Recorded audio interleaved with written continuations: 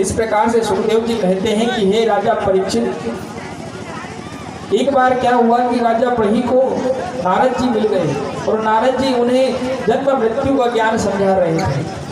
कौन सा ज्ञान समझा रहे थे नारद जी? जन्म मृत्यु का ज्ञान राजा बृहि को नारद जी बतला रहे हैं। कौन सा ज्ञान? जन्म मृत्यु सृष्टि चक्रम मृत्यु लोके गमिष्यति भक्तानां ज्ञानगम्यं पुरञ्जनस्य कारयति। नारद जी कहते हैं कि हे बृहि राजा, एक पुरंजन नाम का एक व्यक्ति था, उसका मित्र था अभिज्ञात। दोनों ही बड़े मित्र थे। एक बार अभिज्ञात से पुरंजन ने कहा कि चलो मित्र कहीं जरा घूम करके आते हैं, थोड़ा घूम आवे। अभिज्ञात ने कहा कि मित्र मैं अभी यहीं रहता हूँ, तुम जाओ घूम करके आ जाओ। तब ये पुरंजन घूमता रहा, कई लोगों में कई पुरियों में घूमता रहा। घूमते घूमते इसे एक नौ द्वार वाली एक पुरी नजर आई, जिसमें ये पुरंजन अंदर चला गया। वहां पर एक पुरंजनी नाम की एक स्त्री रहती थी। उस पुरंजन ने उस पुरंजनी नाम की स्त्री से विवाह कर लिया। पुरंजन और पुरंजनी उस नौ द्वार की नगरी में रहने लगे। पुरंजनी अच्छी संपत्ति वाली थी। उसके धन पर पुरंजन कई प्रकार के ऐश्वर्य को प्राप्त करता। पुरंजन उस पुरंजनी के प्रेम में इस प्रकार से पीड़ित हो गया कि पुरंजनी जब हंसती तब पुरंजन हंसता, पुरंजनी तब रोती तब पुरंजन रोता। जिस प्रकार से वो पुरंजन उसको कहती, उसी प्रकार से वह पुरंजन कार्य करने लगता। इस प्रकार से उसके मुंह में पड़ गया। एक बार क्या हुआ कि एक नाम जरा नाम की एक स्त्री थी, बड़ी ही कुरूप नाम ही उसका जरा। उससे कोई संसार में विवाह नहीं करता था। घूमते घूमते एक गंधर्व के पास पहुंच गई। उसे उसने अपना भ्राता स्वीकार किया। तो गंधर्व से कहती है कि भैया मुझे विवाह करना है, लेकिन कोई मुझसे विवाह करता ही नहीं, क्यों? मैं देखने में कुरूप हूं ना, इस कारण से कोई मुझसे विवाह नहीं करता। तो जरा अपने भ्राता गंधर्व से ऐसी बातें करती है। गंधर्व ने कहा कि चिंता ना करिए बहन, मेरे पास बहुत सारी सेना है, काली गोरी सेना ले जाकर के आप जाइए, किसी को भी जबरदस्ती जिसको चाहे उससे आप विवाह कर लीजिए, उसको आप पति रूप में प्राप्त कर सकती है, मेरी सेना ले जाइए। तब तो जरा नाम की स्त्री उस सेना को लेकर के पहुंची और पुरंजन उसे पसंद आ गया और उस पुरंजन के साथ उसने विवाह कर लिया। जैसे ही वो सेना लेकर के गई थी, जरा नाम की स्त्री, उस सैनिकों ने कब उसकी नौ द्वार की नगरी पर हमला कर दिया, ये पुरंजन को पता ही नहीं चला। कब उसे हमला हो गया, क्योंकि वो पुरंजनी के मुंह में पड़ा था ना। इस प्रकार से पुरंजनी की मृत्यु हो गई। पुरंजन भी उसके वियोग में तड़प तड़प करके मर गया। दूसरा जन्म कहा गया है कि जो मरते समय जिसका ध्यान लगाता है उसको उसी प्रकार का दूसरा जन्म प्राप्त होता है। पुरंजनी के वियोग में उसकी याद में मरा था ना, तो दूसरा शरीर इसे स्त्री का प्राप्त हो गया। पुरंजन को एक व्यक्ति के साथ इसका विवाह दूसरे जन्म में हुआ, उसका पति मर गया।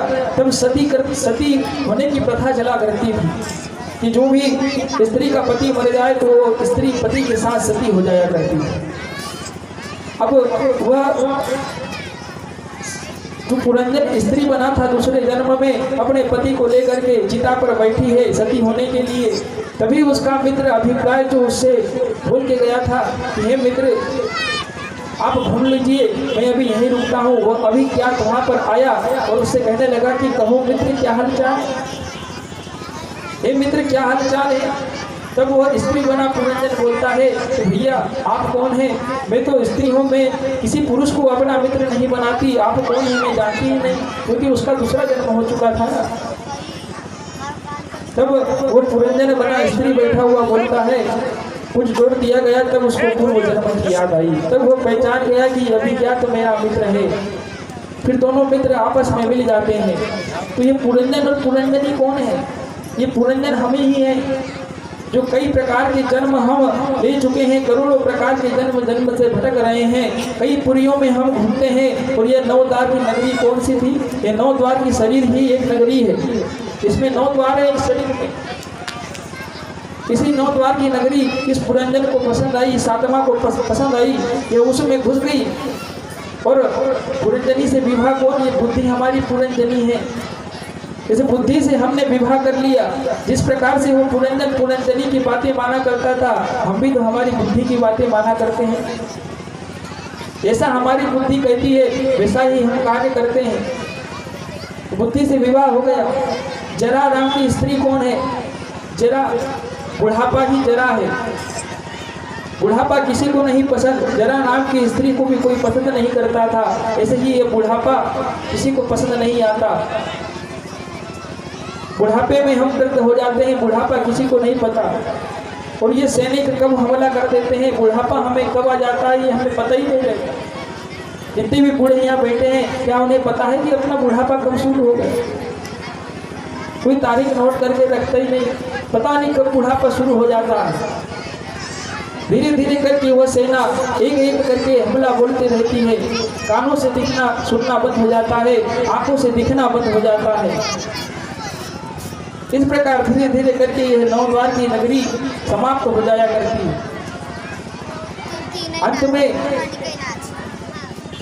एक समय ऐसा आता है कि वो मृत्यु को प्राप्त हो जाता है। फिर ये पुरंजन निकलता है तो अभिज्ञात नाम का जो मित्र था ना, वही परमात्मा है। ये परमात्मा उससे मिलता है और कहता है कि मित्र आप घूमे आए, आप इस नगरी को घूम आए। तब उसे याद आती है कि मैं तो 9 द्वारी के नगरी में भ्रमण कर रहा था, कई प्रकार के भोग भोग रहा था,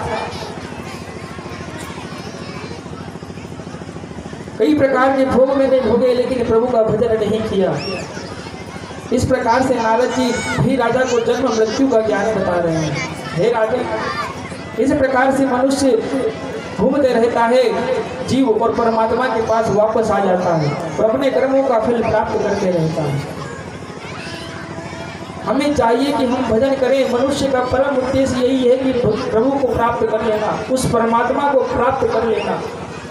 जन्म मृत्यु सृष्टि चक्रम मृत्यु लोके गमिष्यति भक्तानां ज्ञानगम्यं पुरंजनस्य साधुति।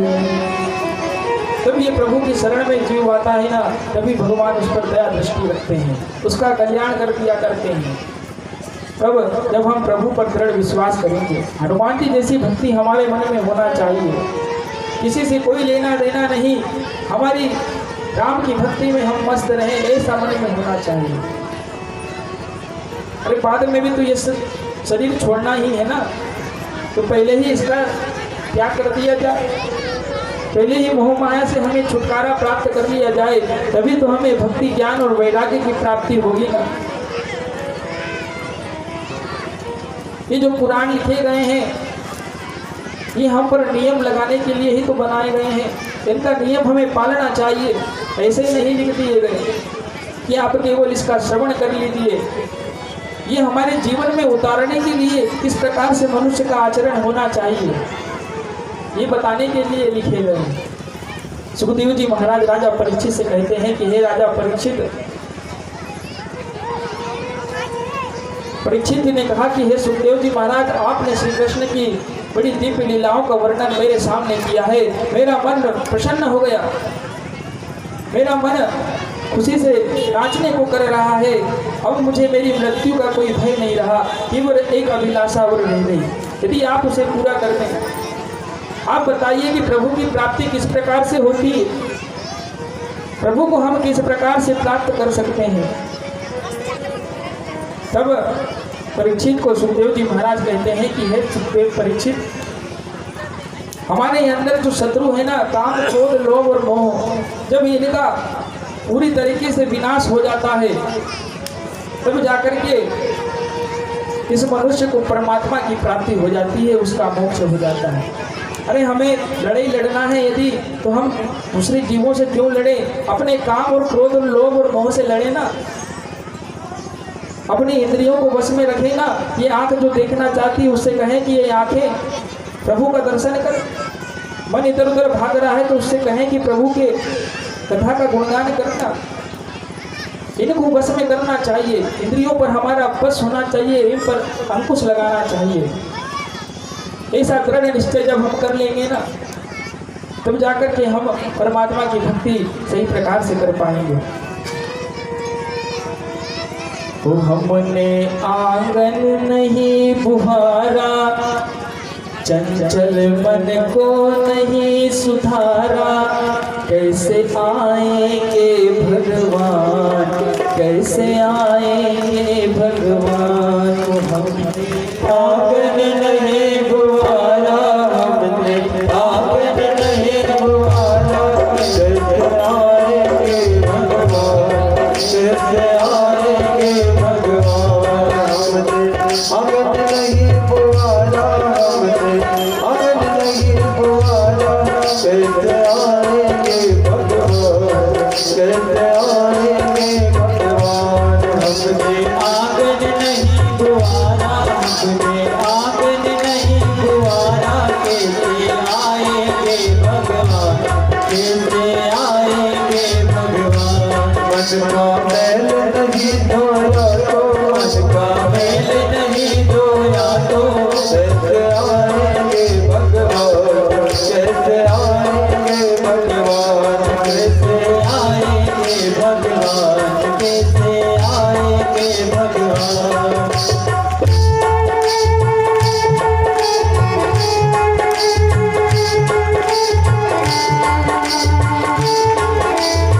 हरि बोल, प्रेम से तालियों के साथ।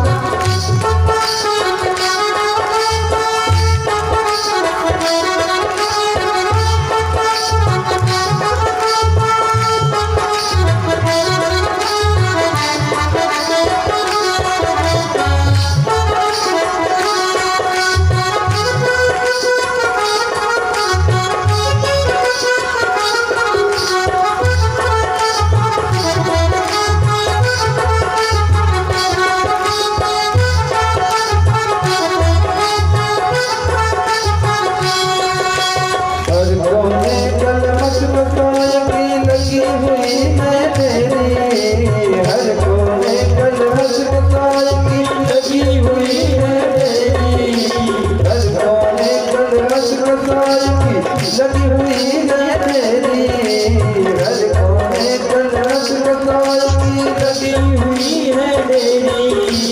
नहीं ज्ञान की किरण कही है हर को तेरी अंधेरी, नहीं ज्ञान की किरण कही है हर को तेरी अंधेरी। आंगन जो बारा अंधियारा, आंगन जो बारा अंधियारा, कैसे आएंगे भगवान, कैसे आएंगे भगवान।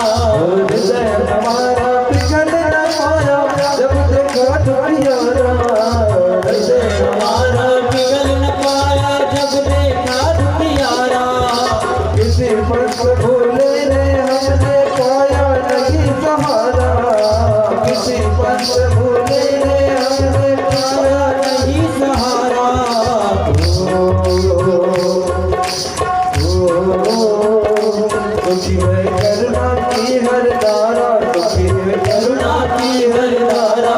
कैसे आएंगे भगवान, कैसे आएंगे भगवान, कैसे आएंगे भगवान, कैसे आएंगे भगवान। हमने आंगन नहीं बुहारा, हमने आंगन नहीं बुहारा।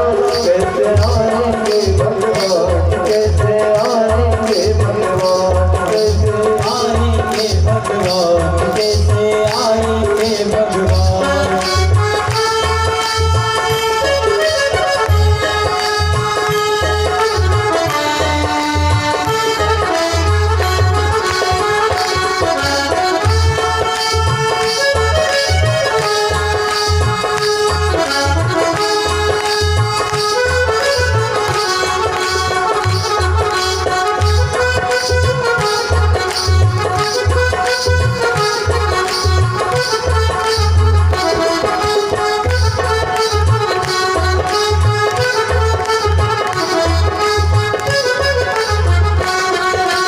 अंतर के पट खोल देख लो, ईश्वर पास मिलेगा।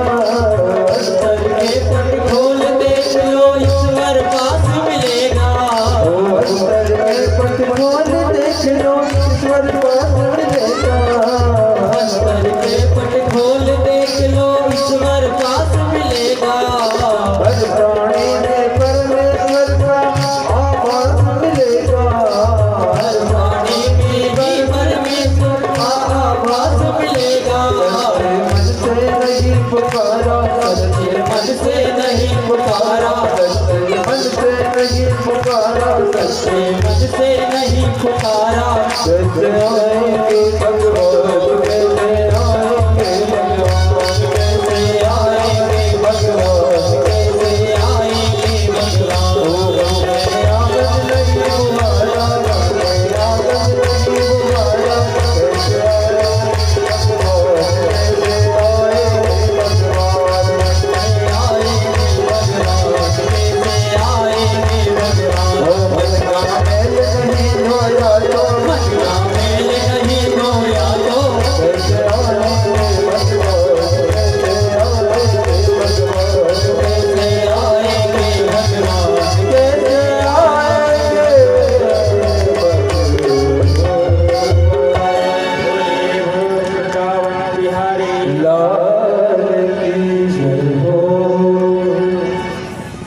हमने आंगन नहीं बुहारा, कैसे आएंगे भगवान। हमारे अंदर ये काम क्रोध लोभ मोह के जो कचरा पड़ा हुआ है ना, इसे झाड़ू से झाड़ कर साफ करना पड़ेगा, इसको भुआरना पड़ेगा। तब जाकर के आपके बुद्धि में विधाता प्रवेश करेगा, आपके हृदय में भगवान प्रवेश करेंगे, तब आएंगे भगवान। काम को जीतना पड़ेगा, क्रोध को जीतना पड़ेगा, लोभ पर अंकुश लगाना पड़ेगा, मोह की जंजीर से हमें छूटना पड़ेगा। तब जाकर के भगवान आपके हृदय में विराजमान हो जाएंगे। तब आपके हृदय में ज्ञान भक्ति और वैराग्य का दीप जलने लगेगा और आप उस परमात्मा को प्राप्त कर पाएंगे।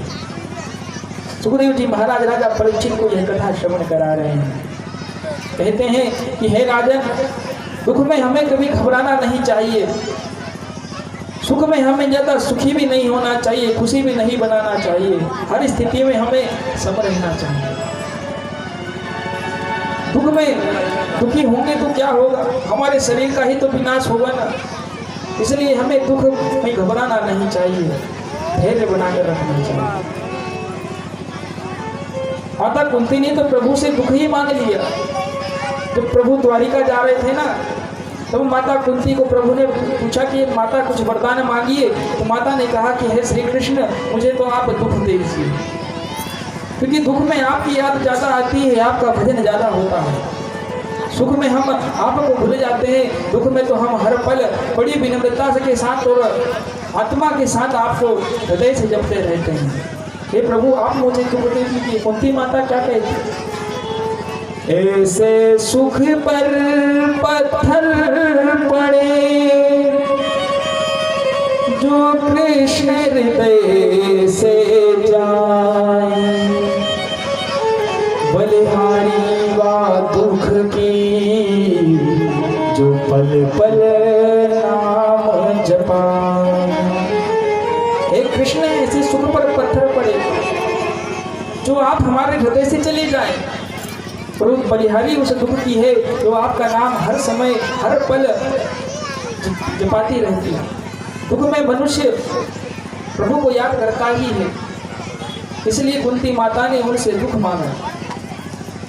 सुखदेव जी कहते हैं कि हे राजा परीक्षित जी, मैंने आपको भगवान श्री कृष्ण की कई लीलाओं को श्रवण कराया, अब आप उससे क्या श्रवण करना चाहते हैं कहिए हे राजन। तब परीक्षित जी कहते हैं कि हे सुखदेव जी महाराज, मेरा मन तो बड़ा प्रसन्न हो गया, आनंद विभोर हो गया, अब तो मुझे मृत्यु का डर है ही नहीं।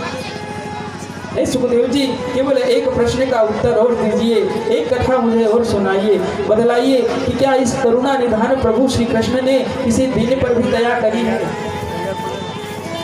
जो दीनों के दीनानाथ कहलाते हैं, क्या इन्होंने किसी दीन पर भी अपनी दया दृष्टि दिखलाई है?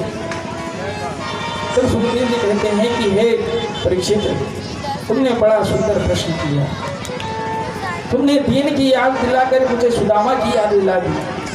सुदामा जी भगवान श्री कृष्ण के परम मित्र और परम भक्त थे, वो दीन में दीन है सुदामा। मैं तुम्हें उस पावन चरित्र को सुनाता हूँ, सुनिए।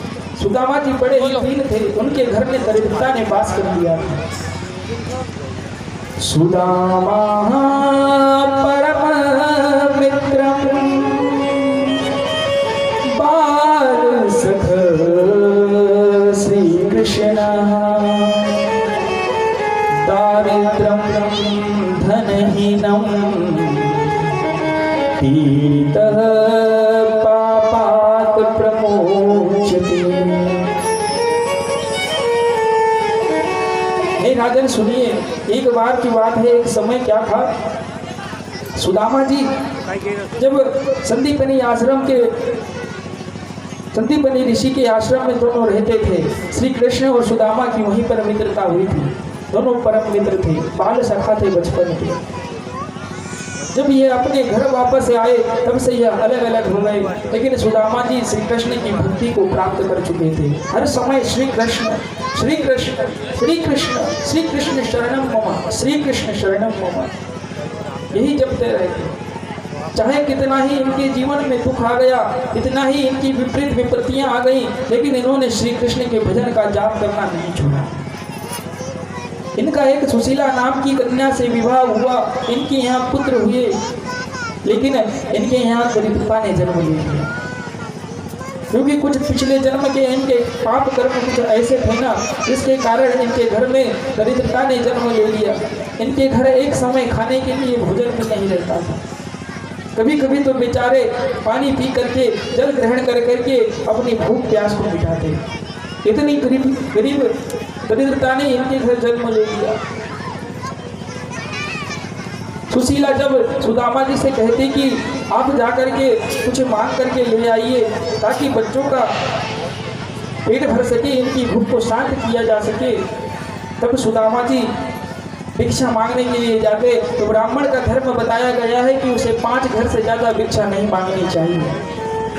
5 घर में उसे जो भी मिल जाए उसे प्रेम से ग्रहण करना चाहिए, यदि ना मिले तो उसे छठे घर नहीं जाना चाहिए। ये ब्राह्मण का धर्म बताया गया है। सुदामा जी बड़े विद्वान थे, शास्त्रों का उनको ज्ञान था, वो 5 घर से ज़्यादा भिक्षा नहीं मांगते। 5 घर में जो कुछ भी उन्हें मिल जाता प्रेम से पा लेते, नहीं मिलता तो भूखे रह लेते, लेकिन छठे घर मिल जाते। वहां दरिद्रता ने उनके यहाँ जन्म लिया था। जब सुदामा की बात कभी श्री कृष्ण रुक्मणी जी से किया करते ना, तो बड़े ही उनके श्री कृष्ण की आंखों में अश्रु आ जाते। तो रुक्मणी जी कहती कि हे प्रभु, हे स्वामी, सुदामा तो आपके परम मित्र है ना, फिर आप उन पर दया क्यों नहीं करते? आप तो द्वारकाधीश हैं, आप तो उनकी जाकर की सहायता कर सकते हैं, पर आप उनकी सहायता क्यों नहीं करते? तब श्री कृष्ण ने कहा कि हे देवी, मैं विधाता के नियम से बंधा हुआ हूँ, इस प्रकृति के नियम से बंधा हुआ हूँ, नहीं तो मेरी इच्छा तो ऐसी होती है कि सुदामा को इतना ऐश्वर्य वैभव प्रदान कर दूँ कि उसे कोई कष्ट ही ना हो, लेकिन क्या करूँ देवी, मैं मजबूर हूँ। उनके कुछ पाप ऐसे शेष रह गए हैं जिनको उन्हें भोगना ही पड़ेगा। वो पाप कर्मों का जब विनाश हो जाएगा ना, मैं तनिक भी एक क्षण की देर नहीं करूंगा और मेरे मित्र सुदामा की सहायता के लिए पहुंच जाऊंगा। हे देवी, ये पाप जरा, ये दुख के द्वारा इसे समाप्त हो जाने दीजिए, थोड़ा धैर्य बनाइए, नहीं तो ये पाप अगर शेष रह गए ना तो ये इसे आगे चलकर फिर तकलीफ देंगे। जरा इनके पापों का विनाश तो हो जाने दीजिए। सुदामा जी गरीबी भोगते रहे थे, भोगते भोगते कई दिन बीत गए, लेकिन विधाता को दया आई गई, श्री कृष्ण को उन पर दया आई गई। एक महात्मा का रूप धारण किया प्रभु ने और सुदामा के द्वार पर जाकर के कहने लगे, भिक्षाम देहि, हे ब्राह्मण देवता भिक्षा दीजिए। ऐसा प्रभु एक महात्मा का रूप धारण करके बोलने लगे। तब उनके घर पर कुछ भी नहीं था, सुदामा जी घर पर उस समय नहीं थे। उनकी पत्नी सुशीला बैठी थी। सुशीला बाहर आई, उसने सोचा कि मैं दान में क्या दूं, मेरे यहाँ तो कुछ है ही नहीं। महात्मा जी से कहती कि हे महात्मा जी, आज हमारे यहाँ सूतक है, आप कहीं और से भिक्षा ले लीजिए, हमारे यहाँ तो सूतक पड़ा। महात्मा जी घबरा गए कि क्या हो गया, भाई सुदामा जी चल तो नहीं बसे। महात्मा जी के मन में ऐसे विचार आ गए। तब महात्मा जी ने सुशीला से पूछा कि हे देवी, आपके यहाँ किस प्रकार से सूतक हो गया? कहीं सुदामा जी ठीक ठाक तो है ना, कहीं उन्हें कोई कष्ट तो नहीं पहुंच गया? सुदामा जी कहाँ, देवी बतलाइए। तब सुशीला कहती है कि हे ब्राह्मण देवता, हे महात्मा, मेरे यहाँ दरिद्रता ने जन्म लिया है, मेरे यहाँ दरिद्रता का जन्म हुआ है, इस कारण से सूतक पड़ गया है, मैं आपको कुछ नहीं दे सकती। तो वो महात्मा के उनका करुणा क्रंदन इस स्थिति को देख करके उनके आंखों से अश्रु बहने लगे और कहने लगे महात्मा कि हे देवी, आपके पति सुदामा जी के परम मित्र श्री कृष्ण द्वारकाधीश हैं, आप वो उनके पास क्यों नहीं जाते सहायता मांगने? आप तो क्यों ही दरिद्रता को भोग रहे हैं? अपने पति से तो कहिए एक बार कि श्री कृष्ण के दर्शन के लिए चले जाएं। श्री कृष्ण तो इतने दयावान हैं कि जैसे ही सुदामा उनके पास जाएंगे बोलने की भी आवश्यकता नहीं पड़ेगी। आप कहे तो सही उनसे। तब सुशीला ने सोचा कि महात्मा जी कह रहे हैं तो सत्य ही कह रहे हैं। महात्मा जी चले गए, सुदामा जी वहां पर आए। सुदामा जी से सुशीला कहती है कि आप श्री कृष्ण को जानते हैं? ये स्वामी, क्या आप श्री कृष्ण को पहचानते हैं? तब सुदामा जी ने कहा कि हाँ देवी, श्री कृष्ण का नाम लेकर तुमने मेरे बाल सखा की याद दिला दी। उनकी आंखों से, नेत्रों से जल बहने लगा। जब सुशीला कहती है कि स्वामी, जब आपके परम मित्र श्री कृष्ण है तो आप उनसे सहायता क्यों नहीं मांगते? हमारे यहाँ कितनी दरिद्रता है, कितने हम गरीब हैं, एक समय का हम भोजन भी नहीं प्राप्त करते। स्वामी आप जाइए, श्री कृष्ण से दर्शन के लिए ही चले जाइए, नहीं कुछ मांगते। तो सुदामा जी ने सोचा कि एक बार श्री कृष्ण को द्वारिकाधीश किस प्रकार से बन गया है, जाकर देख तो लूं कि मेरा मित्र दिखाई किस प्रकार से दिखता है, दर्शन ही करके आ जाऊंगा। सुशीला के कहने पर तैयार हो गए सुदामा जी। तब सुशीला ने पड़ोस से जाकर के कुछ चावल मांग कर ले आई और पोटली बना करके सुदामा जी को दे दी और कहा कि हे स्वामी जाइए, ये पोटली अपने मित्र को कह देना कि यह सुशीला ने उपहार में दी है। वो पोटली को सुदामा जी ने अपनी कमर में बांध ली और चल दिए। चले श्याम सुंदर से मेले में सुदामा, जाते हुए मन में हरे कृष्ण रामा। चले श्याम सुंदर मेले सुदामा, चले श्याम सुंदर मेले सुदामा, जाते चलो मन में हरे कृष्ण रामा, जाते चलो मन में हरे कृष्ण रामा।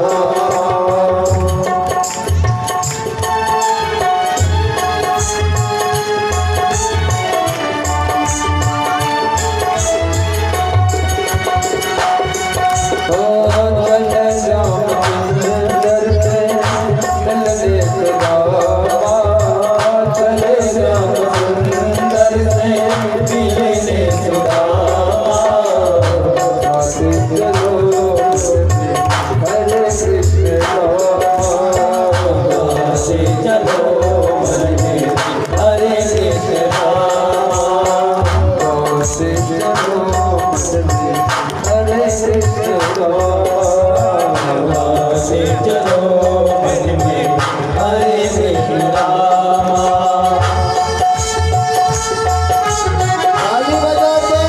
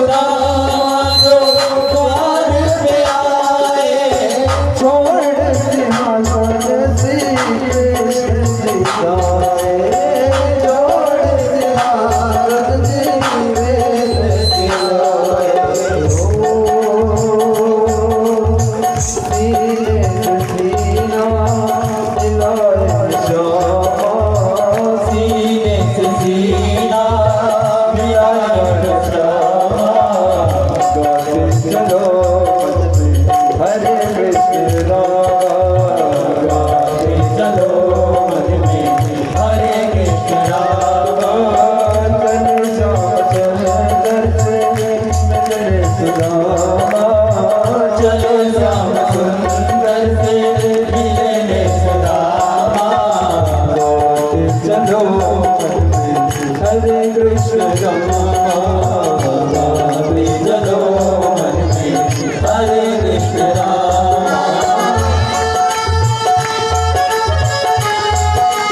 हरि बोल ताली बजाते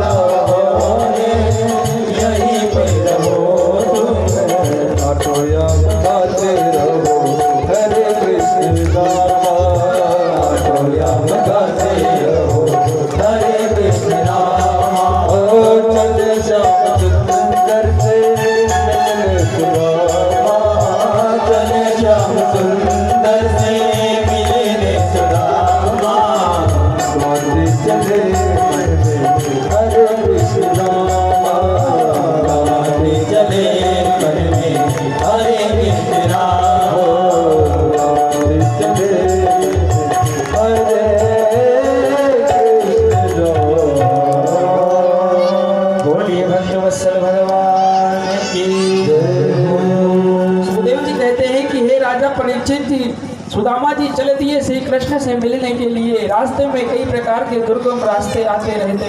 सुदामा जी पैदल चले जा रहे हैं, पैरों में कंकड़ गड़ रहे हैं, पैरों में कांटे गड़ते जा रहे हैं, चले जा रहे हैं, लेकिन राम राम करते जा रहे हैं, हे कृष्ण गाते जा रहे हैं। सुदामा जी का इतना अद्भुत प्रेम। रास्ते में चलते चलते थक गए, रात्रि हो गई। उन्होंने सोचा कि एक पेड़ के नीचे बैठ करके रात्रि विश्राम किया जाए, फिर सुबह उठ करके श्री कृष्ण से मिलने के लिए द्वारिका चला जाए।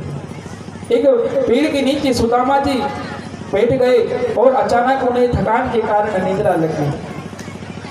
जब निद्रा लग गई तो श्री कृष्ण ने सोचा कि मेरा मित्र परम कष्ट पा रहा है, बड़े ही दुखों को भोग रहा है, क्यों ना उसकी सहायता कर लूं। विधाता अपने भक्त को कभी दुखी नहीं देख सकते, उसके कष्ट को कभी प्रभु सहन ही नहीं कर सकते। श्री कृष्ण वहां पर तुरंत पहुंचे और जैसे ही निद्रा में सुदामा जी थे ना, रातों रात उन्हें उठा करके द्वारिका पहुंचा दिया। सुदामा जी के नेत्र द्वारिका में सुबह खुले, उठ करके देखते हैं कि मैं कहाँ पर आ गया। सोच रहे हैं मन में कि मैं कहाँ आ गया। फिर किसी से पूछा कि हे भैया, ये कौन सा नगर है, ये कौन से नगर में मैं पहुंच गया, जरा बतला दो। तब उस व्यक्ति ने कहा कि हे ब्राह्मण देवता, आप कहाँ जाना चाहते हैं। तब सुदामा जी कहते हैं कि मैं कृष्ण से मिलने के लिए द्वारिका जा रहा हूँ। ये भैया, आप द्वारिका का रास्ता मुझे बतला दीजिए, मैं भटक गया हूँ, ये कौन सा नगर है, मैं पहचान नहीं पा रहा हूँ। तब वो व्यक्ति कहता है कि ब्राह्मण देवता, आप कृष्ण का नाम ऐसे ही ले रहे हैं, आप उनके आगे कुछ श्रीमान या श्री कृष्ण तो लगाइए।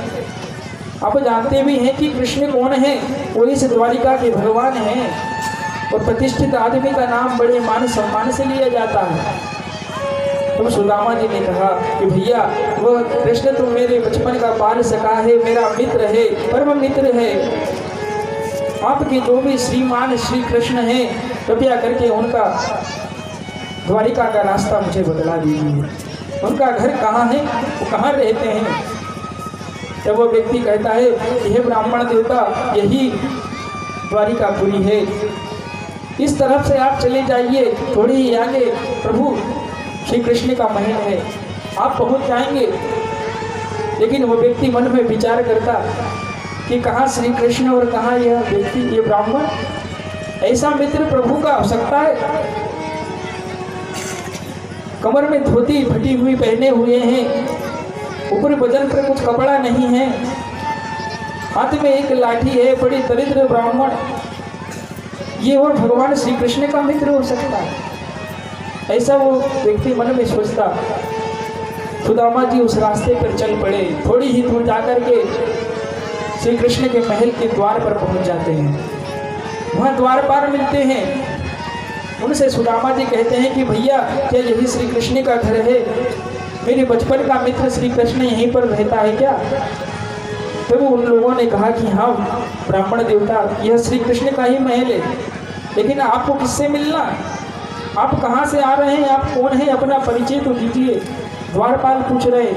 सुदामा जी कहते हैं कि भैया, मैं श्री कृष्ण से मिलने के लिए आया हूँ, मेरा बचपन का सखा है, हम गुरु आश्रम में दोनों एक साथ ही विद्या आरंभ किया करते थे, विद्या ग्रहण किया करते थे। बोले वृंदावन बिहारी लाल की जय हो। देखो देखो ये गरीबी, ये गरीबी का हाल, कृष्ण के दर पे विश्वास दे के आया हो, मेरे बचपन का यार है मेरा शाह, यही सोच कर मैं आस दे के आया हूँ। तालियों के साथ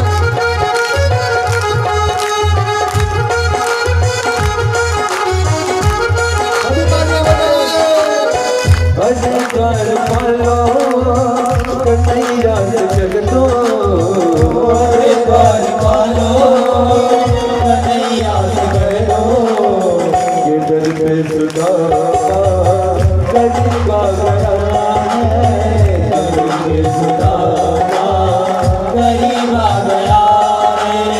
भटकते भटकते न जाने कहाँ से, भटकते भटकते न जाने कहाँ से, तुम्हारे महल से करीब आ गया है, तुम्हारे महल से करीब आ गया है।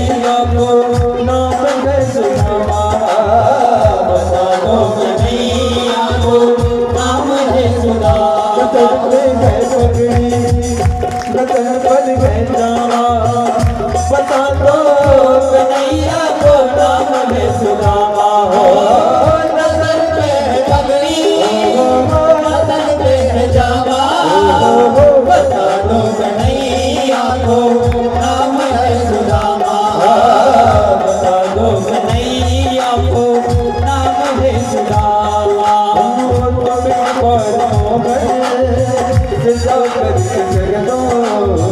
तुम्हें मोहन सजा करके कह दो कि मेरे सखावत नसीबा गया है मेरे सखावत नसीबा गया है नसीबा गया है सुधा गरीबा गया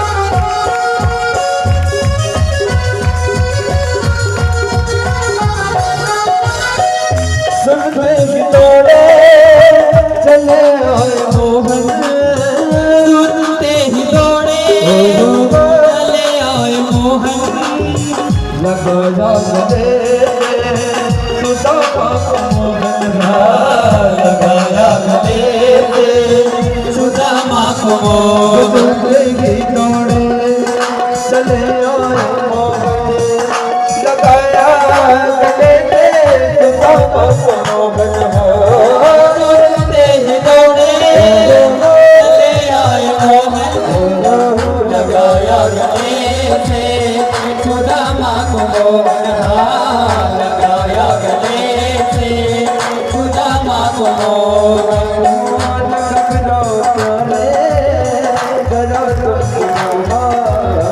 ना घबराओ प्यारे जरा तुम सुनामा खुशी का समा करीबा गया है खुशी का समा तेरे करीबा गया है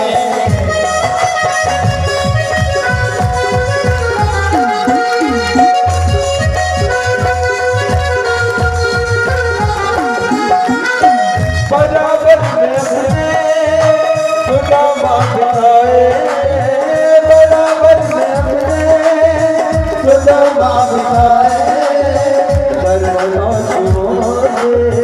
शाम ने दिलाए बरना श्याम ने दिलाए बराबर में सुदामा बिताए चल गया सुनो से प्रभु ने बुलाए हो बराबर में अपने सुदामा बिताए श्याम ने धुलाए चरण आंसुओं से श्याम ने धुलाए रुक्मणी को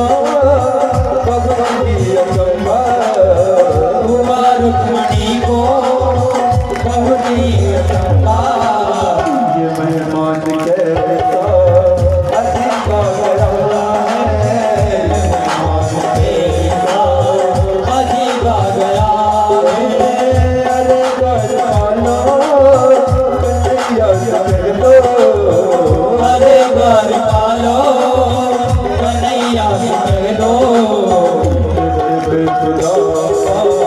गरीबा गया है गरीबा गया हो गरीबा गया है गरीबा गया है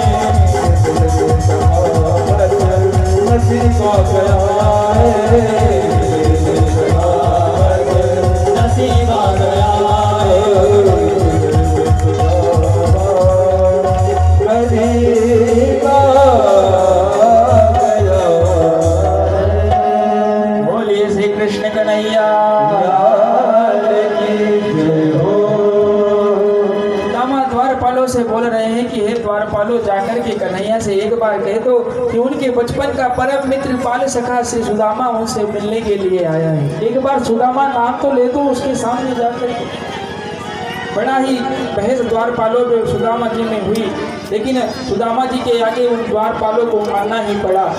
द्वारपाल जैसे ही अंदर प्रभु को सूचना देने के लिए जाते हैं, श्री सुदामा जी मन में यह विचार कर रहे हैं कि मेरा मित्र तो द्वारिकाधीश बन चुका है, परम वैभव को प्राप्त कर चुका है, क्या पता ये मुझे अब पहचाने या न पहचाने। कभी उसने मुझे पहचानने से इनकार कर दिया तो मैं क्या करूँगा। मैं तो श्री कृष्ण कृष्ण जपते रहता हूँ, मेरा मित्र मुझे पहचानेगा कि नहीं। फिर मन में सोचते हैं यदि ना भी पहचाना तो मैं उसे देख तो लूँगा कि मेरा मित्र द्वारिकाधीश बनकर दिखता कैसा है। ऐसा भाव सुदामा जी मन में रखते हैं। वो द्वारपाल अंदर सूचना देने के लिए प्रभु के पास गया। प्रभु से कहता है कि प्रभु आपसे एक ब्राह्मण देवता मिलने के लिए आए हैं, द्वार पर खड़े हैं, बड़े ही मिलने की जिद कर रहे हैं। तब श्री कृष्ण ने कहा कि ब्राह्मण देवता कौन है, कहाँ से आए हैं, क्या नाम है उनका, बताइए मुझे। तब वो कहते हैं कि हे प्रभु, वो दिखने में तो बड़े ही दरिद्र ब्राह्मण दिखाई देते हैं, एक फटी हुई धोती लपेटे हुए हैं, ऊपर शरीर पर कुछ भी नहीं पहने हैं, गले में एक उनके अंगूछा है, हाथ में एक लाठी लिए हुए हैं और बड़े ही वृद्ध दिखाई पड़ते हैं, बड़े कमजोर दिखाई पड़ते हैं, लेकिन आपसे बार बार मिलने की जिद कर रहे हैं। प्रभु समझ गए, कुछ उन्हें आभास होने लगा। उन्होंने बड़ी उत्सुकता से उस द्वारपाल से पूछा कि हे द्वारपाल, उसने अपना नाम क्या बताया, उसके नाम तो बता मुझे, क्या नाम बताया।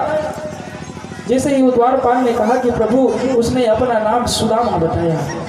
जैसे ही सुदामा नाम सुना, प्रभु के नेत्रों से जलधारा बहने लगी, रोंगटे खड़े हो गए और जैसे प्रभु बैठे थे वैसे ही उठ करके भाग उठे। सिंहासन पर से प्रभु कूद पड़े, भागते भागते जा रहे हैं। कहीं पीताम्बर गिर रहा है, कहीं मुकुट गिर रहा है, लेकिन प्रभु को जरा सी भी सुध नहीं है। भक्त के मिलने के लिए प्रभु इतना विफल हो चुके। रास्ते में कुछ दास टकराते, उन्हें धक्का मार करके प्रभु आगे बढ़ जाते। जब दौड़ लगा रहे हैं, दौड़ लगाते लगाते प्रभु द्वार तक पहुंच गए और सुदामा जी को देख करके प्रभु देखते ही उनको रह गए, उनकी आंखों से अश्रु बहने लगे। और सुदामा जी ने जैसे ही श्री कृष्ण के दर्शन किए, वो भी अपने आप को नहीं रोक पाए, उनकी आंखों से भी जल की धाराएं बहने लगी। दोनों मित्र आपस में गले मिल गए। कुछ देर तक प्रभु और सुदामा जी आपस में गले मिलते रहे और एक दूसरे को देख करके रोते रहे। कितना सुंदर प्रेम, इतना सुंदर प्रेम देख करके देवता प्रसन्न होने लगे। प्रभु क्या लीला कर रहे हैं, अपने भक्त के लिए इतना प्रेम, प्रभु इतनी जल्दी दौड़ कर भागते। तब प्रभु को कुछ होश आया, उन्होंने सोचा कहीं मेरा मित्र बड़ा दुर्बल है, बड़ा कमजोर है, कहीं मेरी हड्डियां वज्र की हैं, कहीं मेरे मित्र सुदामा को मेरी हड्डियां ना गड़ रही हूँ। अपने बंधन को प्रभु ने थोड़ा सा ढीला किया। तो सुदामा जी भी सोचने लगे कि मेरा दुर्बल शरीर केवल हड्डियों का ढांचा है, प्रभु का बदन शरीर कोमल है, पुष्प के समान है, कहीं मेरी हड्डियां प्रभु को ना चुभ रही हूँ। कितना दोनों का अद्भुत प्रेम। दोनों ने अपने बंधन ढीले किए। फिर श्री कृष्ण ने सुदामा को अपने महल की ओर ले गए और अपने राज सिंहासन पर जाकर के बिठला दिया। सुदामा जी घबरा रहे हैं कि प्रभु आप मुझे यहाँ कहाँ बिठला रहे हैं, ये मेरा स्थान नहीं है, आपका है। तब श्री कृष्ण कहते हैं कि हे सुदामा, आप मेरे परम सखा हैं, यह स्थान तो आपके लिए ही उपयुक्त है। उनको वहाँ पर बिठला दिया। रुक्मणी जी से प्रभु कहते हैं कि देवी जाइए, जल का पात्र लेकर के आइए, मैं मेरे मित्र के चरण पखारूंगा। ये ब्राह्मण देवता हैं, इनका हमें पूजन करना है, जाइए जल का पात्र लेकर के आइए। माता को थोड़ी देर लग गई, जल का पात्र लगने में इतने ही प्रभु ने अपने हाथ में सुदामा जी के चरण को रखा और चरण रख के नेत्रों की जल की धारा प्रभु की बहने लगी। क्या देखते हैं प्रभु, सुदामा जी के पैर में कंकड़ पत्थर चुभे हुए हैं, कई प्रकार के कांटे चुभे हुए हैं। देख करके प्रभु को रोना आ गया।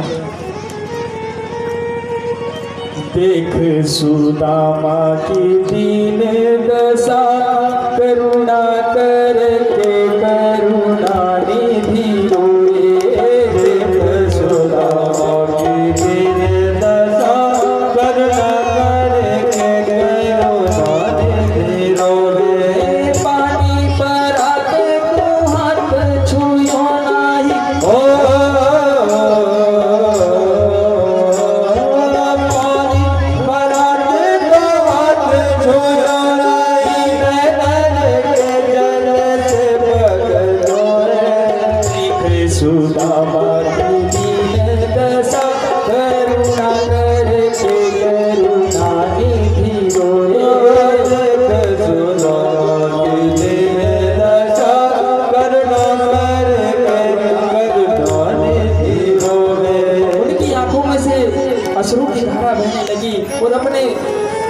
अश्रुओं से ही प्रभु ने सुदामा जी के चरण पखार दिए।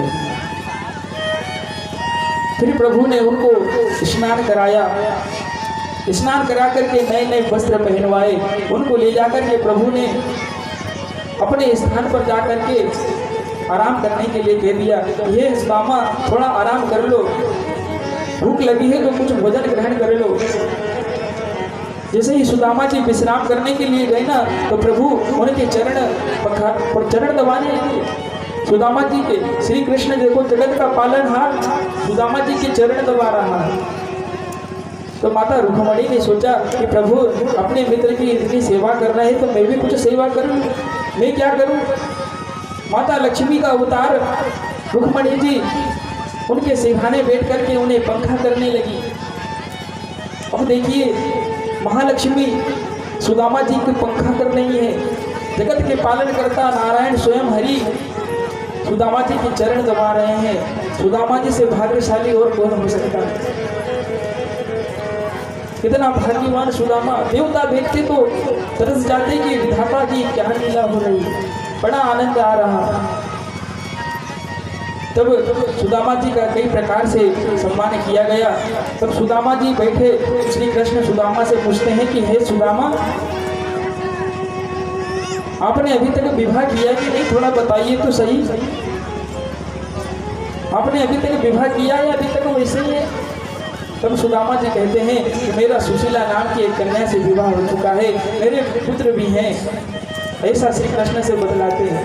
तो श्री कृष्ण ने कहा तो अच्छा विवाह कर लिया, मुझे बुलाया तक नहीं। वाह रे सुदामा, तुम्हारी बचपन की आदत अभी तक नहीं गई, मुझे विवाह में बुलाया तो नहीं। अच्छा चलो नहीं बुलाया, लेकिन अब तो तुम्हें मेरी याद आई है। भाभी ने कुछ उपहार तो मेरे लिए अवश्य दिया होगा। भाभी जी ने कुछ तो उपहार दिया होगा ना, आप मुझे दीजिए। सुदामा मन में सोच रहे हैं कि यहाँ तो धन का ऐश्वर्य है, अन्न के भंडार भरे पड़े हैं, इतने वैभव के सामने मेरे 4 दाने चावल के क्या कार्य करेंगे। कैसे मैं चावल श्री कृष्ण को दूं। कहीं श्री कृष्ण ये चावल देखकर यह न समझ ले कि सुदामा बहुत गरीब है, बड़ा ही दीन है, दुखों को पा रहा है, कष्टों को पा रहा है। देखिए कितनी मित्रता प्रेम में सुदामा जी बता नहीं रहे कि मैं गरीब हूँ, दुख भोग रहा हूँ। हम जैसे होते तो पहले ही मांगना शुरू कर देते।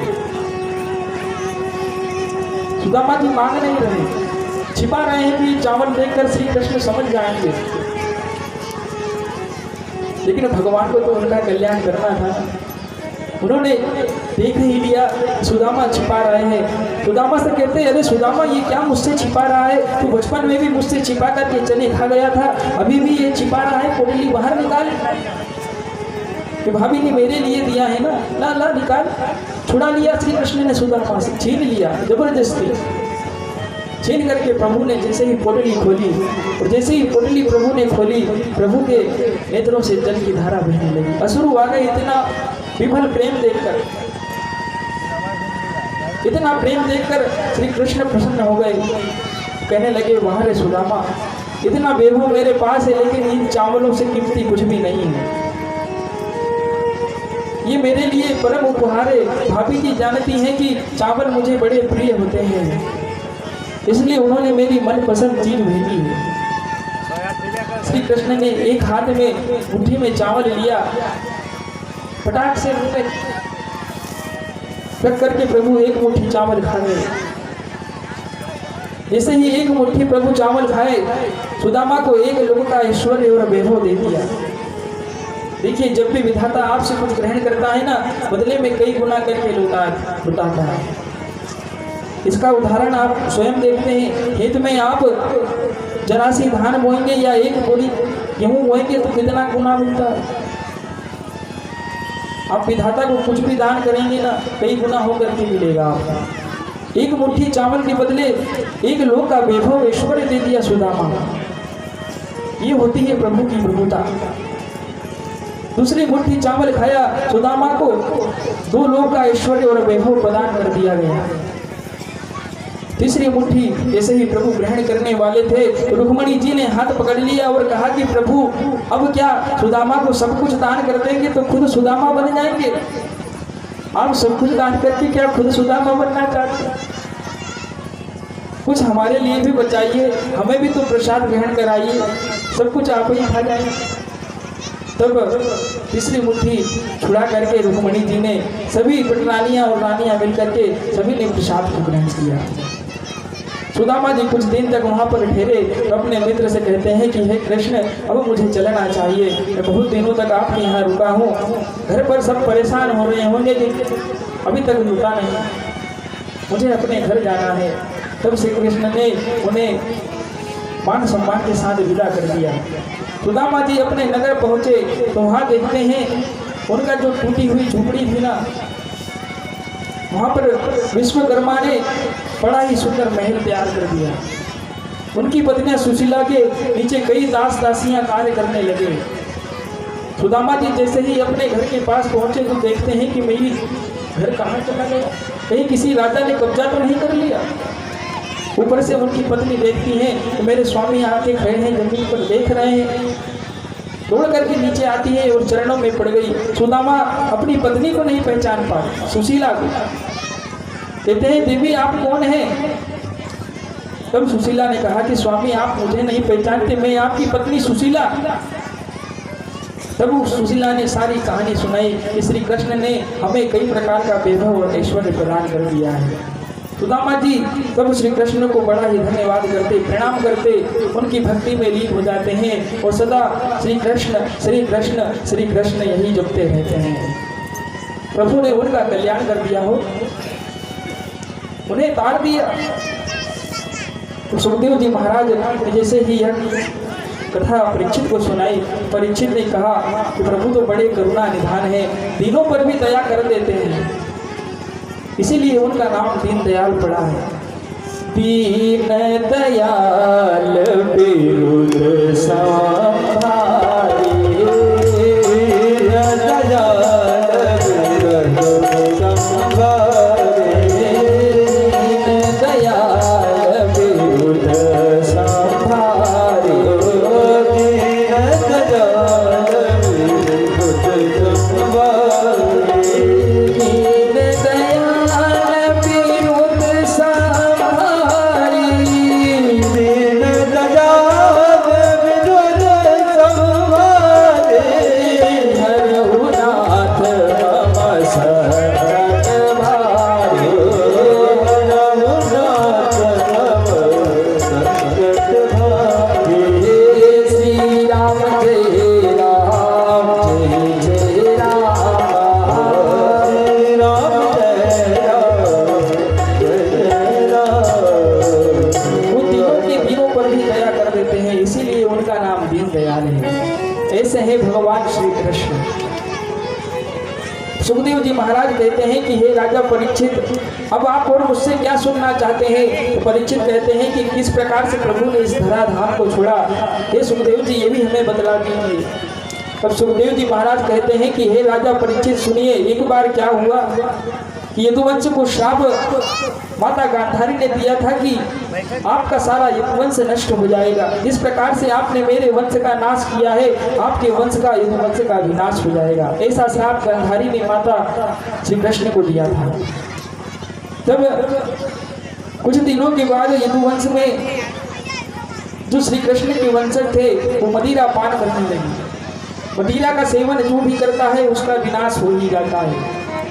मदिरा पान जो भी व्यक्ति करता है ना, उसे एक गौ हत्या का पाप लगता है। हमें मदिरा पान नहीं करना चाहिए। ये पुराण कहते हैं, हमें शास्त्र बतलाते हैं, मदिरा पान करने के बाद मनुष्य वो सारे कार्य कर डालता है जो एक गौ हत्या करने से पाप होता है। हमें मदिरा पान नहीं करना चाहिए। यदुवंश में सब मदिरा पान करने लगे। एक बार कुछ ऋषि महात्मा उनके क्षेत्र में आए, उन्होंने सोचा कि इस महात्मा की परीक्षा लेकर के देखना चाहिए। कुछ ग्वाल स्त्री का भेष बना करके उन महात्मा के पास चले गए और उनसे पूछने लगे, परीक्षा लेने लगे कि हे महात्मा बताइए कि इसके गर्भ में क्या है, पुत्र है या पुत्री, बालक है या बालिका, हमें बतलाइए। तो वो महात्मा बड़े ही विद्वान थे, तपस्यावान थे। उन्होंने कहा कि दुष्ट बालक को तुम हमारी परीक्षा लेते हो, इसके गर्भ में न पुत्र है, न पुत्री है, न बालक है, न बालिका है। इसके गर्भ में तो एक मूसल है, ये मूसल निकलेगा और आपके यदुवंश का नाश कर देगा। ऐसा श्राप दिया उन महात्माओं ने। तब कुछ दिनों के बाद उनके गर्भ से मूसल निकला। तब उग्रसेन राजा को सारी कहानी बताई गई। तो राजा उग्रसेन ने उस मूसल को समुद्र में भिगवा दिया। समुद्र में वह मूसल जैसे ही गिरा, कुछ दिनों के बाद वह तलवार बनकर के निकला और सारे यदुवंश के ऊपर टूट पड़ा और उस तलवार ने सारे यदुवंश का विनाश कर डाला। बलराम जी भी कुछ दिनों तक इस पृथ्वी पर रहे और इस धराधाम को छोड़ करके चले बसे। बोलिए बलराम जी महाराज की। श्री कृष्ण उद्धव के पास बैठे थे। उद्धव जी समझ गए कि श्री कृष्ण का अब समय अंतिम समय है। कुछ दिनों पश्चात श्री कृष्ण भी इस धराधाम को छोड़ करके जाने वाले हैं। तब श्री कृष्ण से कहते कि उद्धव श्री कृष्ण से कहते कि हे प्रभु, मैं आपके बिना कैसे रहूंगा। तब श्री कृष्ण उन्हें समझाते कि हे उद्धव, मैं कहीं नहीं जाऊंगा, मैं इस पृथ्वी पर हमेशा हमेशा के लिए रहूंगा। जब भी मेरा परम भक्त कोई मुझे एक बार आवाज देकर के प्रेम से बुलाएगा ना, तो मैं दौड़ करके उसकी सहायता के लिए पहुंच जाया करूंगा। हे उद्धव, मैं कहीं नहीं जा रहा, मैं यही हूँ। ऐसा उद्धव से प्रभु कहते हैं। और कुछ वर्षों तक प्रभु ने राजपाट किया। उसके बाद प्रभु एक बार पीपल के वृक्ष के नीचे बैठे थे, विश्राम कर रहे थे। एक जला नाम का बहेलिया, ये बहेलिया वही था जो पिछले जन्म में बाली था। त्रेता युग का जब समय था ना, तो ये जरा नाम का बहेलिया बाली था। इस बाली को प्रभु श्री राम ने छुप करके बाण मारा था ना, ये वही बाली, सुग्रीव का भाई बाली। अब इस जन्म में वो अपना ऋण चुकाने के लिए आया है। प्रभु विश्राम कर रहे थे। ये जरा नाम का बहेलिया बन करके जन्म लिया और इसने सप्तवेदी बाण किसी जानवर की आहट पाकर के छोड़ा। जैसे ही उसने वो सप्तवेदी बाण छोड़ा, प्रभु श्री कृष्ण के चरणों में जाकर के लगा। उनके चरणों से रुधिर की धारा बहने लगी, रुधिर बहने लगा। तब प्रभु ने समझ लिया कि अब इसका कार्य जो इसका ऋण था यह भी पूरा हो गया।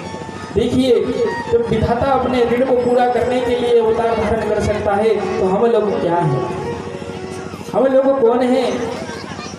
हम लोगों को भी किसी न किसी के ऋण को उतारने के लिए जन्म लेना ही पड़ता है। ऋण के कारण ही तो हम सब एक दूसरे से बंधे पड़े हैं ना। किसी न किसी का किसी के ऊपर ऋण है, जब भी तो वो आपकी पत्नी बनी है, आपका पुत्र बना है, आपकी पुत्री बनी है। आप किसी न किसी ऋण के कारण सबसे जुड़े हुए, हर रिश्ते से जुड़े हैं। श्री कृष्ण समझ गए कि अब मेरा धरा को छोड़ने का समय आ गया है। अब कलयुग का प्रारंभ होने वाला है, द्वापर युग समाप्त होने वाला है। जरा नाम के बहेलिये को समझ में आया कि प्रभु को मेरा सप्तवेदी बाण लग गया, दौड़ करके शरण में गया, क्षमा मांग रहा है। तब श्री कृष्ण कहते हैं कि हे बहेलिये, इसमें तेरा कोई दोष नहीं है, यह तो कर्म की गति है। पिछले जन्म में मेरा ऊपर तेरे ऊपर ऋण था और ऋण तूने आज चुका करके बराबर कर दिया। अब तो मेरा समय आ ही गया है ना, इसमें तेरा कोई दोष नहीं है। अब मैं इस धराधाम को छोड़ करके जाऊंगा। तब प्रभु ने कहा कि अब कलयुग का प्रारंभ हो रहा है, मैं इस श्रीमद् भागवत महापुराण में ही समाहित हो जाऊंगा। तब प्रभु अपना शरीर को प्राकंड रूप धारण करके श्रीमद् भागवत महापुराण में समा गए हो। इस धराधाम को प्रभु छोड़ करके इस श्रीमद् भागवत महापुराण में समा गए। प्रभु ने कहा था कि जब भी श्रीमद् भागवत महापुराण का कोई अध्ययन करेगा, इसकी कथा को श्रवण करेगा, प्रत्येक मनुष्य के अंदर हृदय में मैं विराजमान हो जाया करूँगा, उसकी हर समय में सहायता करूँगा। इस प्रकार से प्रभु ने इस धराधाम को छोड़ करके श्रीमद् भागवत महापुराण में समा गए। इसे वाग्मयी मूर्ति कहा जाता है। प्रभु इसे जो दूर से एक बार प्रणाम कर ले तो जन्म जन्मांतर के पाप तो उसके तुरंत ही नष्ट हो जाते हैं। जैसे जैसे मनुष्य श्रीमद् भागवत महापुराण की कथा को श्रवण करने के लिए अपने कदम बढ़ाता है, उसके जन्म जन्मांतर के पाप नष्ट होते जाते हैं। श्रीमद् भागवत महापुराण की ज्ञान गंगा स्वयं हरि के चरणों से निकली, स्वयं हरि के मुख से निकली है। जो फल गंगा प्रदान करती है वही फल श्रीमद् भागवत महापुराण प्रदान करती है, मुक्ति को प्रदान कर देती है। जैसे ही ये कथा राजा परीक्षित को सुखदेव जी महाराज ने श्रवण कराई, तब राजा परीक्षित जी झूम करके नाचने लगे और कहने लगे कि हे सुखदेव जी महाराज, मेरा सारा सारा अंधकार दूर हो गया। अब मेरे जीवन में प्रकाश ही प्रकाश है। अब मेरी मृत्यु चाहे जब आ जाए मुझे इसका कोई भय नहीं। अब मेरी मुक्ति अवश्य हो जाएगी। 7 दिन की ये कथा श्रीमद् भागवत महापुराण की कथा राजा परीक्षित ने सुखदेव जी महाराज के मुख से सुनी। 8वें दिन तक्षक नाग ने उन्हें आकर के डस लिया। परीक्षित राजा की मुक्ति हो गई, क्योंकि श्रीमद् भागवत महापुराण सुन चुके थे ना। बोलिए परीक्षित महाराज की। सुखदेव जी महाराज अपने तपस्या करने के लिए चले गए। बोलिए सुखदेव जी महाराज की। ये श्रीमद् भागवत महापुराण की ज्ञान गंगा आपके बीच 7 दिनों तक लगातार बहती रही। आपने बड़े प्रेम पूर्वक होकर के इसमें डुबकी लगाई। जब बरसात हुआ करती है ना, तो बरसात का जल सभी जगह गिरता है, बराबर गिरता है, लेकिन जिसका जितना पात्र होता है ना, वो उसमें उतना ही जल ग्रहण कर पाता है। अब ये ज्ञान गंगा भी 7 दिन लगातार बहती रही है।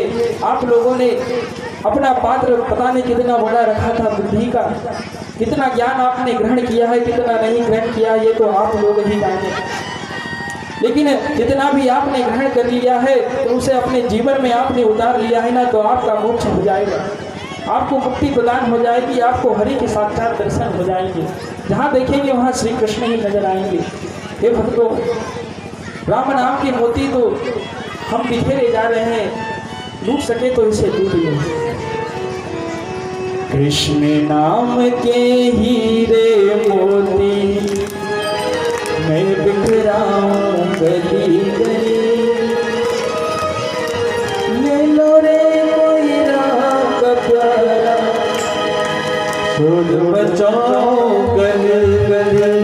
कृष्ण नाम के हीरे मोती मैं बिखराऊं गली गली।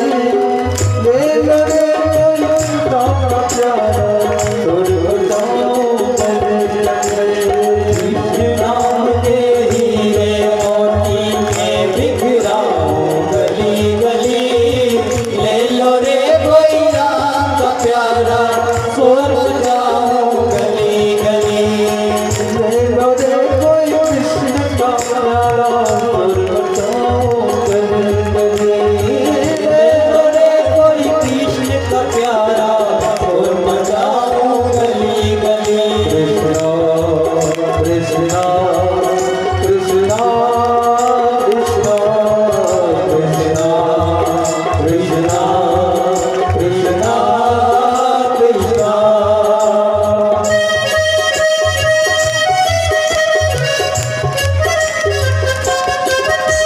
प्रेम से गाइए श्री राधे। ताली बजा के।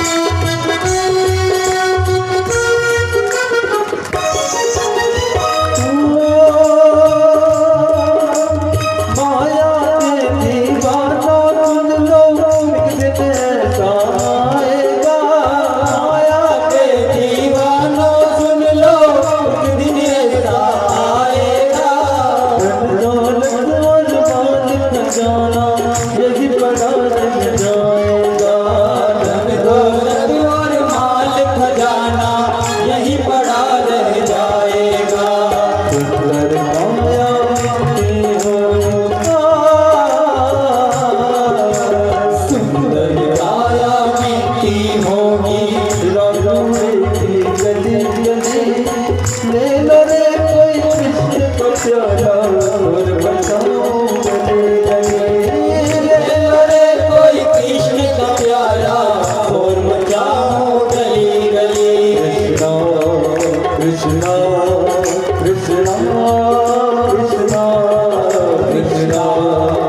कृष्णा कृष्णा कृष्णा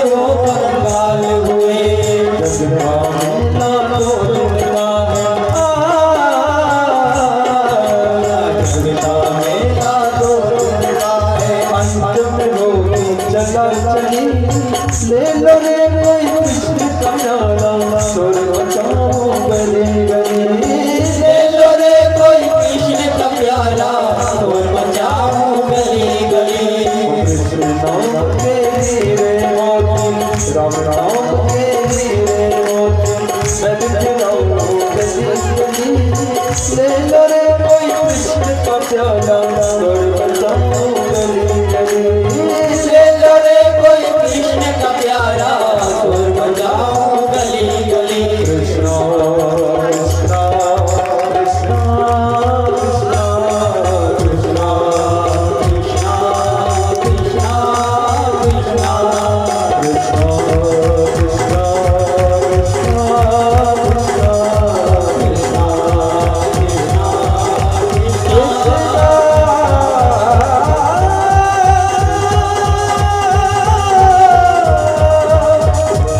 कृष्ण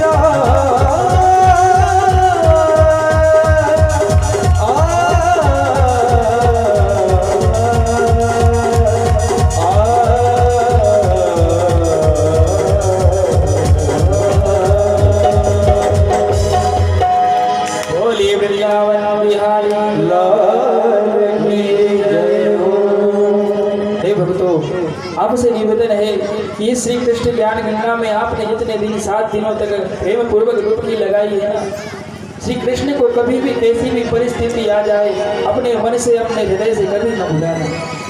इनका नाम हमेशा जपते रहना। जब भी आप इन्हें पुकारेंगे ना, ये दौड़ करके आपकी सहायता के लिए उपस्थित हो जाया करेंगे। आइए इस कथा को अब यहीं पर विश्राम करते हैं। 7 दिनों की कथा यहीं पर समाप्त होती है। सुखदेव जी भी तपस्या करने चले गए हैं, परीक्षित जी का भी मोक्ष हो गया है। आज हम भी, हमारा साथ भी 7 दिनों तक का था। हम भी आप लोगों से अब थोड़ी देर में विदा ले लेंगे। प्रेम से हरि का कीर्तन करते रहिए। इस कथा को यहीं पर विश्राम करते हैं। सभी भक्तों को जय श्री राधे, जय श्री सीताराम। बोले हरि लाल की जय हो। श्रीमद् भागवत महापुराण की जय हो। आइए आज सप्तम दिवसीय श्रीमद् भागवत कथा के समापन दिवस पर एक छोटा सा विदाई भजन, उसके पश्चात आरती।